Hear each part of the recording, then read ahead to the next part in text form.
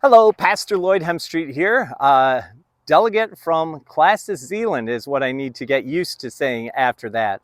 It is true, in just 1 week I will be heading to the campus of Calvin University to participate in our denomination, the CRCNA Synod of 2023.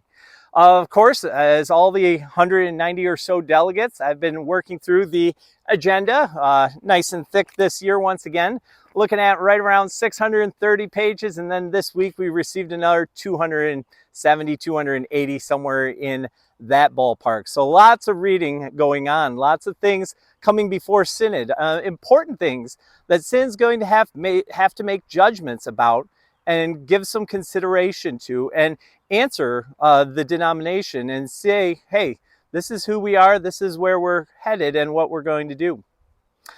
Thinking about that reality and what's coming before Synod beginning next week, I was reminded of, in my mid-teens, I had a younger brother that was playing baseball in the Martin Junior Baseball League, and they didn't have a lot of umpires at that time. So in my mid-teens, I spent a year or two umpiring Little League Baseball.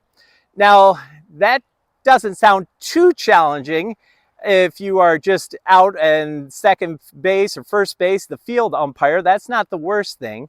But it's a little more tricky when you go behind the plate with these 8, 9, 10, 11-year-olds pitching baseballs and trying to call balls and strikes. You know, if you haven't had that experience before, even at 11, 12 years old, that ball starts coming pretty quick, and each batter's a little different, and how they stand is a little different. You know, calling balls and strikes is a challenging thing. But something that was thankfully a little bit easier part was often calling a foul ball.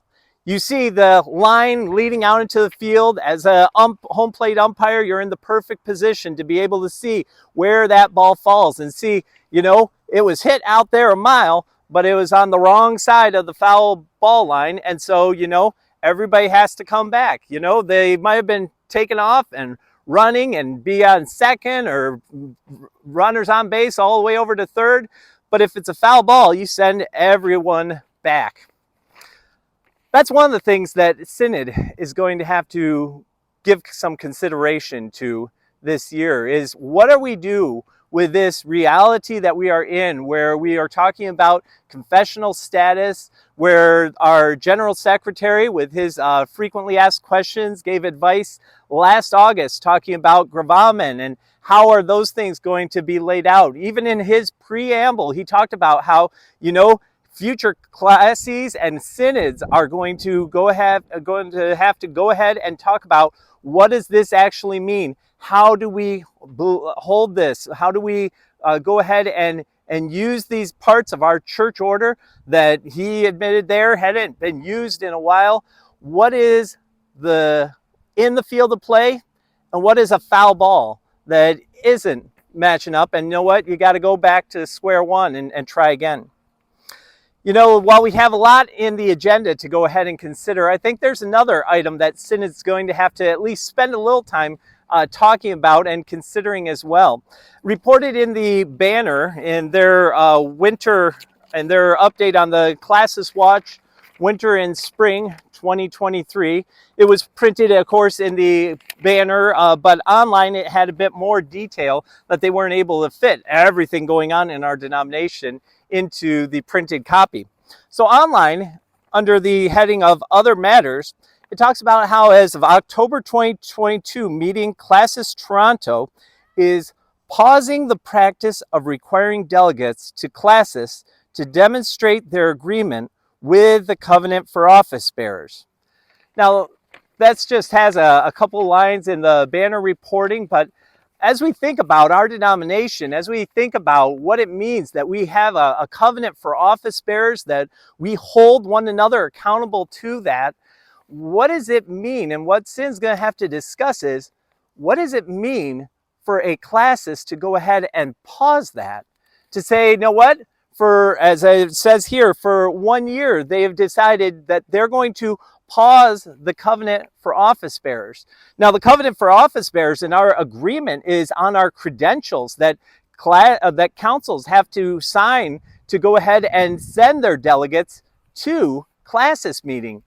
Can a classis be duly constituted if they are not in agreement with our covenant of office bearers? Or is that a foul ball? Is that out of bounds? Is that beyond the scope of how we have covenanted to go ahead and live and serve together in Christ's church?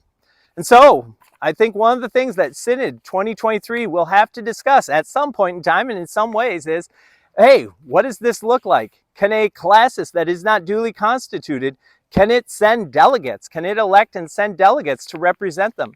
Can a classis that is not duly constituted go ahead and send an overture, Overture 23 in our agenda this year, I believe it is.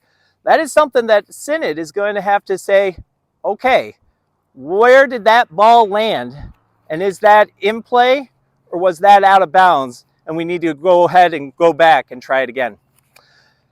One of the many things that Synod will be dealing with, calling a lot of balls and strikes and making close calls too, I'm sure. If you are headed to Synod, hey, this is something to keep in mind. If you're not heading to Synod, of course, I'd appreciate your prayers. This is going to be a lot of heavy discussions, challenging things. You know, an umpire calling balls and strikes, an umpire calling something foul or fair. They're not doing so to be vindictive. They're not doing so to be mean. They're not doing a power play.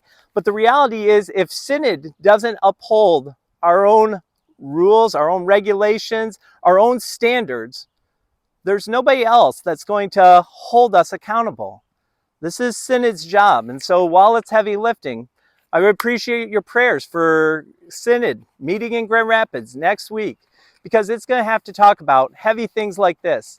And we ask that God's Spirit would lead and guide us as we learn to be more faithful to Him, follow Him better, and work together all the better as the Church of Christ.